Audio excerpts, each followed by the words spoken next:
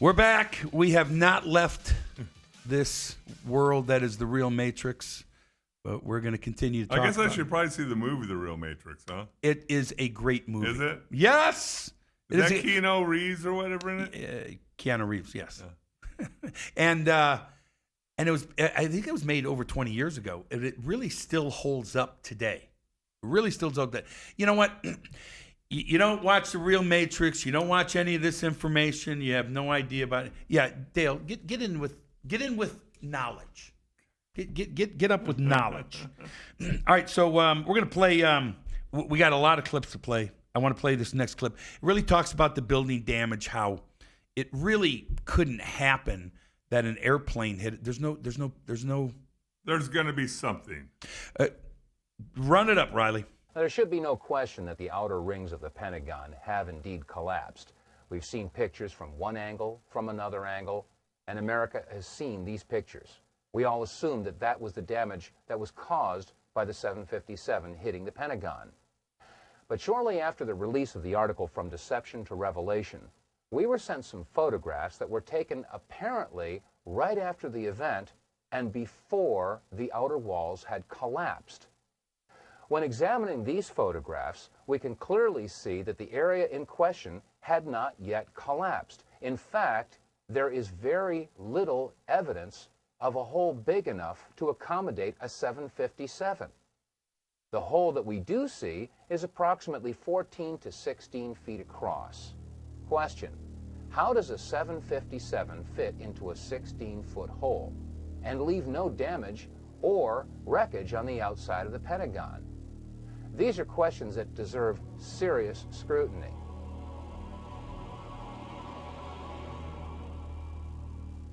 Let's take a look at some of the photographs that were taken before the outer wall of the Pentagon collapsed.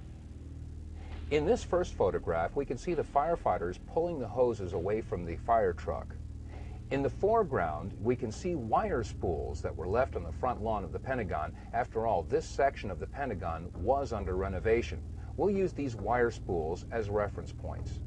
Also, to the right of those wire spools and on the face of the Pentagon, we can see that some concrete facing has broken away. We'll also use this as a reference point as we examine these photographs. Now, to the left of that area where the facing has broken off, we can clearly see that the Pentagon has not yet collapsed. There are some flaming areas, and that area appears to be the only section where there is a hole approximately 14 to 16 feet.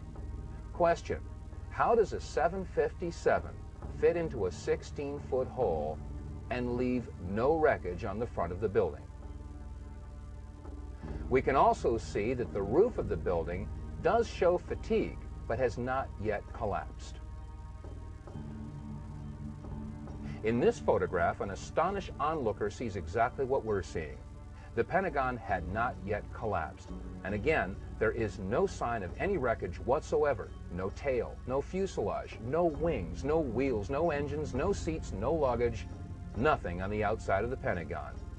Pentagon roofline is clearly visible, and again, it is under fatigue, but it had not yet collapsed. As we examine this next photograph, let's take a good close look at the lower left corner. You'll see engine 331 from the Metropolitan Washington Airport Authority, and we contacted the fire chief from this engine company.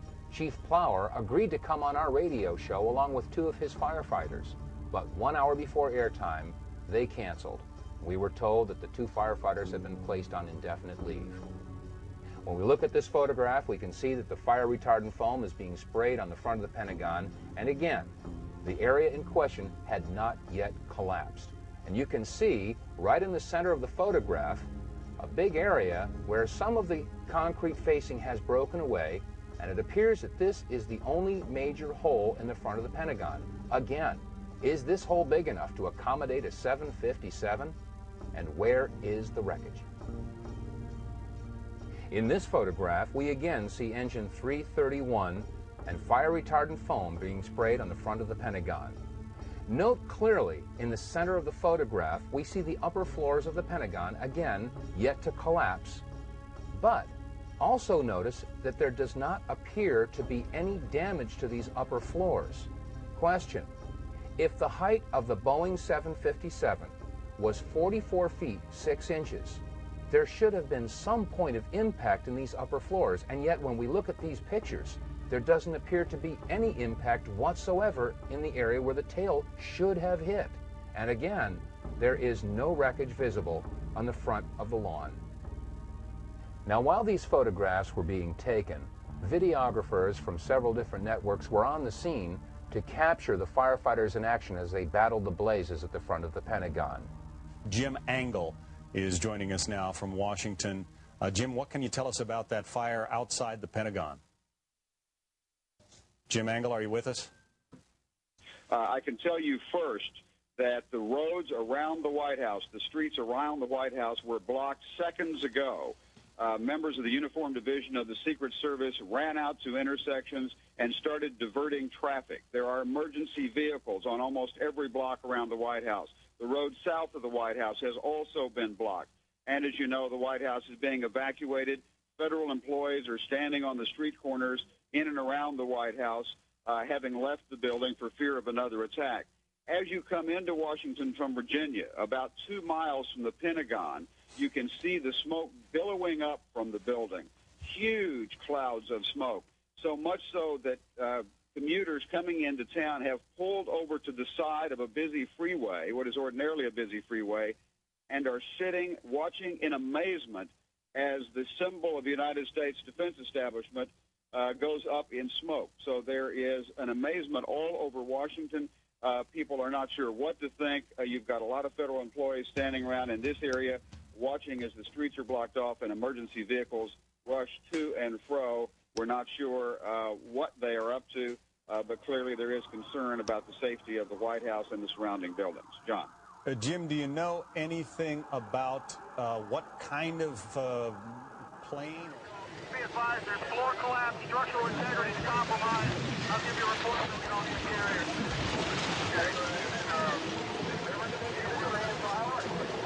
We have structural collapse.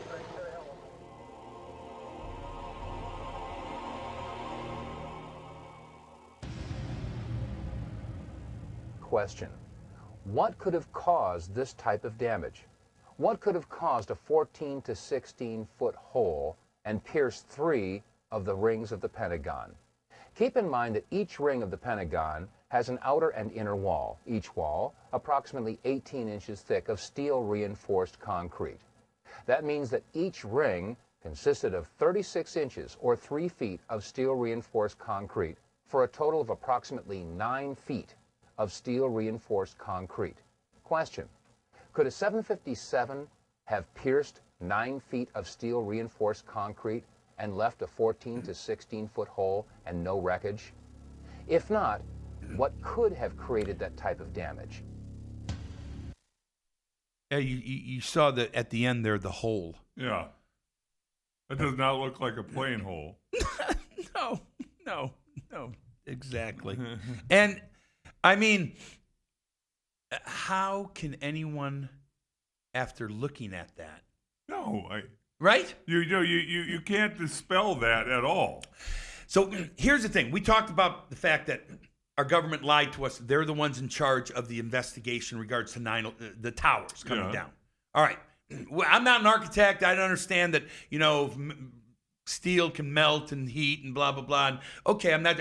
I'll tell you this. I don't need to be an architect to know, hey, a plane hit a building, hit the Pentagon. There's a hole there. There's no wreckage. And if that's not a plane, it's got to be a missile. And if the government doesn't know the difference between a plane and a missile, I mean, that's what we talked about before. Either they're the most inept investigators in the world, or they're corrupt and covering it up. They're part of it. There's 2 options. You got a third? Help me out with a third. No, and again, what's scary is the fact that of the 2 choices, I don't know which is better.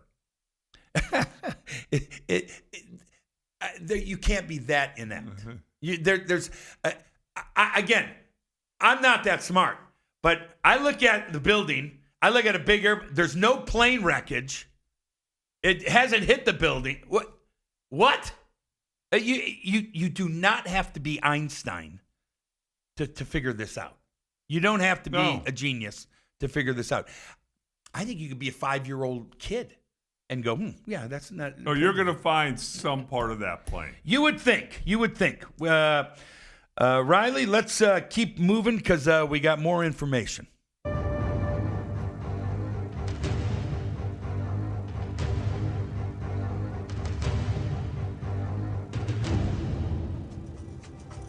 I mean, it was like a cruise missile with wings. Went right there and slammed right into the Pentagon. Huge explosion, great ball of fire, smoke started billowing. Those are eyewitness people. Mm-hmm. That it sounded like a cruise missile, looked like a cruise missile, wasn't no airplane. So again, you say, well, why didn't anyone? There are witnesses. There are people with testimony about it. So why did that go away? Because the people who are in charge are our government of the investigation. They are part of it. All the information that's correct and true that's coming in gets pushed aside, disappears. That's how that works. It's how it happens. Okay. Riley, next clip. I would say if it was 16 feet diameter, 20 feet tops, that's what would start me so curious. As I was trying to find something, there was no marks on the grass. Something never hit the ground. It didn't hit the heliport. I mean, it was a precision or awfully lucky hit. I mean, I don't know how it didn't bounce. I don't know how it hit directly in the side of the building without touching the ground, going as fast as it obviously was going. But I can't believe the thing is more than a garage door. And again, the classic airplane crash has wreckage. I mean, they found axles from the Ryder truck in Oklahoma City. I can't believe they can't find an engine. So you heard him say in the beginning there, and I'm sorry I didn't set it up, but he said he was there, photographer early on the scene. He said the hole in the building was 14 by 16 or whatever. Right. No wreck. A hole, not very big. Where's the airplane go? Well, and the other thing that he said, there's no tire marks. Didn't hit the skid ground. No. Nothing. What did it do? Just stick into the building and disappear into the building? No chance. How does an airplane fit into a little hole? No. Was it like one of those transformer airplanes that collapsed into a? Did the wings come in? Yeah. Did the wings just collapse back in? What? Comical. Well, next clip, Riley. Okay, my name is Lloyd England. 9/11, I was driving my car on my way home. This airplane flew over top of my car. It was real close. Glass, a loud noise happened, and the pole came through the dashboard right through the car. I stopped the car in the middle of the street. It didn't stop straight, it stopped at an angle. As far as the plane went through, it didn't come back in until I stopped the car and got out. Then I looked for the plane. There was no plane, but it was quiet. If had nobody seemed to have indicated where something happened, I wouldn't have known. And I was there. I mean, I'm there. And the plane, the wing spread would have been from that house, maybe halfway in my house. And the big wing, the big motors underneath of them. And nothing was left out? All right, so there's a guy, he's not an engineer. Right. He's just a taxi driver. The taxi driver's smart enough. Immediately, that day, they go, wait a minute. Where's the engine? Where's the wings? Where is everything? No, you had everything up from the cameras mysteriously not working. Yeah. Well, what's the deal with the one camera that had a wrong date on it? I mean, that's a little detail, but still. Again, I wasn't involved in the planning. I missed that meeting. I mean, I knew it was happening, but They probably knew you wouldn't go along with it. I missed that meeting. I was tardy. I had it was senior skip day that day, so I missed that one. We got a couple more clips. Riley, fire away. Those that think a 757 did not hit are fueled by the damage to the building and lack of large structural debris outside, particularly the lack of damage from the wings and vertical stabilizer, and the fact that those objects, as well as the engines, were never fully recovered. Is there anything left of the aircraft at all? First of all, the question about the aircraft, there are some small pieces of aircraft visible from the interior during this firefighting operation that I'm talking about, but not large sections. In other words, there's no fuselage sections and that sort of thing. They said it was a plane, and I didn't see any pieces of any plane, and I couldn't believe that a plane hit the building. There are numerous parts to a 757 that are virtually indestructible. To date, we have not seen a single piece positively identified as Flight 77's. The fact that an exit hole inside the Pentagon is not explained by any official report on the attack. The fact that there was no impact damage on the lawn. And the fact that out of the videos that have been released, none of them clearly show a 757. So you saw in that film, the exit hole. So a missile can go through there and it eventually kind of dissipates, but it kept going through. Now, if it was an airplane, it would have went through that exit hole and it would all be right there. You just pick up the airplane when it went through the exit hole, no problem. Well, the other thing that he said, that there's certain parts that are indestructible. Indestructible. Seriously, I think engines are made of titanium. I think. I don't know. I don't either. I just go with what he said. We got two idiots here. We have no idea what an engine's made of, but it's got to be very, very, very hard. Yes. And where'd the engine go? I mean, come on. So all those records were lost. Let's go to the next clip. I think you're going to see it right here. And killed in the attack. The Arlington County After Action Report states that important budget information was in the damaged area. It's interesting that 24 hours prior, Donald Rumsfeld publicly made this announcement. According to some estimates, we cannot track $2.3 trillion in transactions. That's convenient. That's September 10th. That's September 10th, day before. We can't track the 2.3 trillion we lost. The documents are in the Pentagon here somewhere. We're going to get to it. We'll get to it next week. And oh, wait a minute. Somehow a plane hit right where all the documents are. Okay, so you tell me, Dale. Am I adding up enough information for you, or? Yes, I totally buy the Pentagon. All right, you buy the Pentagon. And I buy the Pentagon. You buy the towers. There's no way they could have came down. My only question about that is you're really telling me that they wired the whole building and nobody saw them, like these people. No. Oh, yeah, hey, notice a suspicious guy hanging out from the building out his window. I showed you they were living in there. They had all these fuses in there. But you're still going to be hung up on the guy that said, let's roll. Let's roll. Where is he? He's a make-believe. You know what? Where's Santa Claus? Where's the Easter Bunny? He's hanging out with those guys. Wow. Well, that breaks my heart. I understand it breaks your heart. That's how I imagine you or I handling a situation like that. That's very nice of you to say that. I know you would do it. I don't know if I would. Oh, but... I would. If you and I were on the same flight and that happened. So let's go, right. Big boy. Yeah, come on. Let's go, big boy. Right. Hey, big boy, you go first. What's a little box cutter going to do? Cut me here or there? Yeah. I'm going to take it and stick it right up his rear end. Oh, no.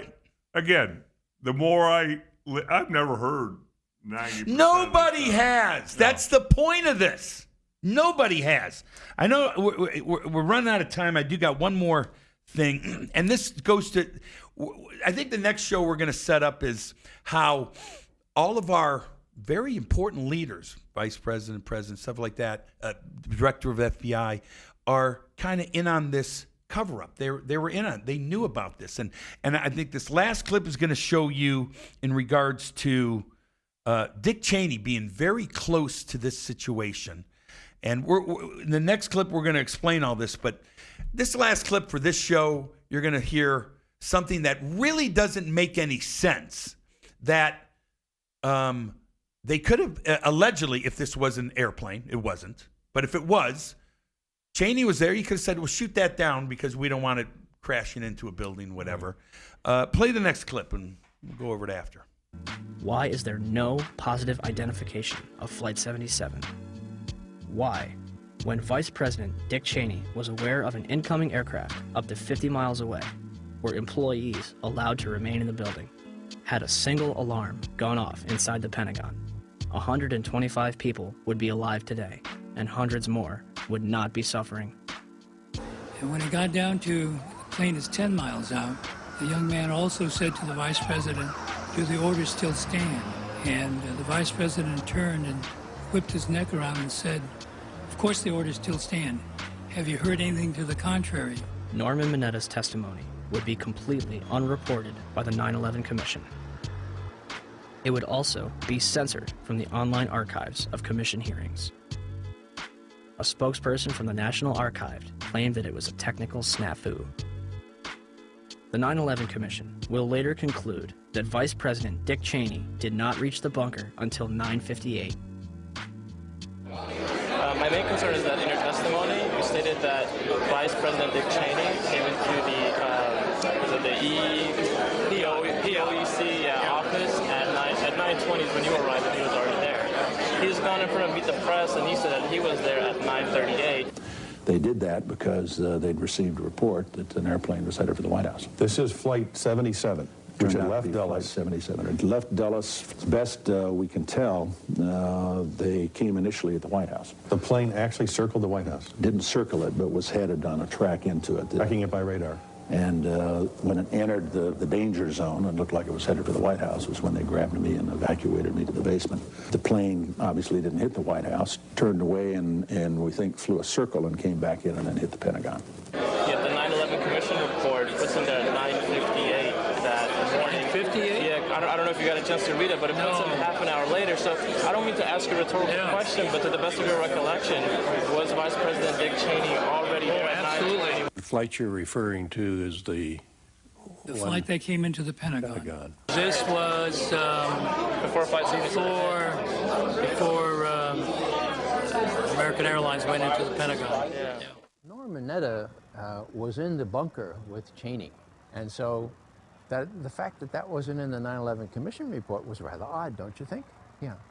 Who was that young man? Did anybody ask who that young man was? How could Dick Cheney, or anyone in the administration, especially after an aide warned him a plane was 50 miles out and 2 planes had already struck the World Trade Center, allow the Pentagon to be struck? You know, am I prepared to believe that Dick Cheney would be capable of knowing about this kind of attack on the Pentagon, for example, and allowing it to happen? Well, from what I know about Dick Cheney, yeah. Oh, right. Listen, from what I know of Dick Cheney, and I don't know the guy, but yeah. And so what you heard, and Norman Mineta, I think, is the Secretary of Transportation. So how on earth do you have a commission to thousands and thousands and thousands of pages? And you're going to say a snafu? We're going to show it next week. A snafu. We're going to show next week who's kind of behind the 9/11 Commission. That's me and you texting, and I go, oh, no, that's a little snafu about the golf time. Not about... Again, when I show you this, and I know... And I know most people out there are going to have the same reaction as you. They're going to be like, you're going to be upset. You're going to be angry. You're going to be astonished. Yeah, like, it's unbelievable. Like, how did this happen? How can this happen in our country? How can our government, our leaders, allow this to happen? I know everyone and everyone listening out there or watching. It has that feeling. But if you don't come to the realization of what happened, it will happen again and again and again. These people need to be held accountable for their actions. And it's not been 25 years now, so half of them are probably dead and gone. If they're not dead and gone, they should be hung from the highest tree. Well, if you're going to sacrifice American life for your agenda? You heard the Pentagon was hit after the towers. Yes. You heard Dick Cheney was in there watching on the radar. The kid, you've heard, the kid who's manning it's like he's like, what do I do? What do I do? And Cheney's like, did you hear any different? You just shut up, just let it go. Miles, what'd they say? It was 50 miles from the Pentagon. 50, 40, 30. Or how about just saying, hey, let's clear out the Pentagon. Be careful or whatever. How about some warning signals? How about anything? Nothing. Fighter jets up in the air and get the people out of the building. Dale, I know it's disappointing. I know it's astonishing. I know everyone out there hears this and they go, I can't believe what I'm hearing. But that's why we're doing the show. People need to be aware of what we're up against. Like the movie, The Matrix, we are up against a power, an evil power so great that doesn't care about you and me and you and anyone who is just a regular, normal, blue-collar individual. They consider us just to be excess. They consider us to be a waste. And they don't care how many people they kill or harm or maim to get to make sure that their agenda is furthered. You need to be aware of that. You need to be actively fighting against that, because what I have seen in regards to everything that's going on in our country in the last 40, 50 years, we are at war. We're not at peacetime. We're at war with these individuals that want to take away our freedoms and control our lives. And unfortunately, we have run out of time. But like I said, we're going to be here in the Real Matrix again tomorrow and for the foreseeable future. We'll see you next week.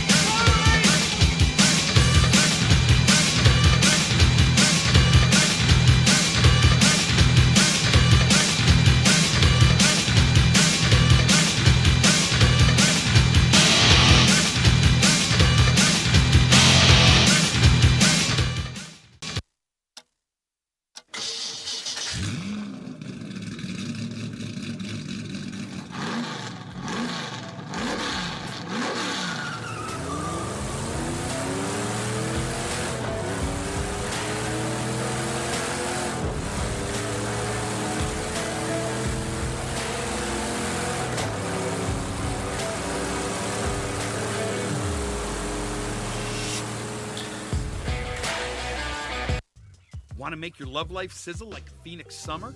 Summit Male Medical guarantees to help you with ED or premature issues, or we won't charge you.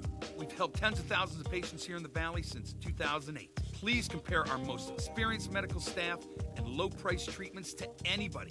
If you've talked to the rest, it's time to come to the best. Put the sizzle back in your love life. 480-398-1000 or go to summitmalemedical.com. Summit Medical, love for life.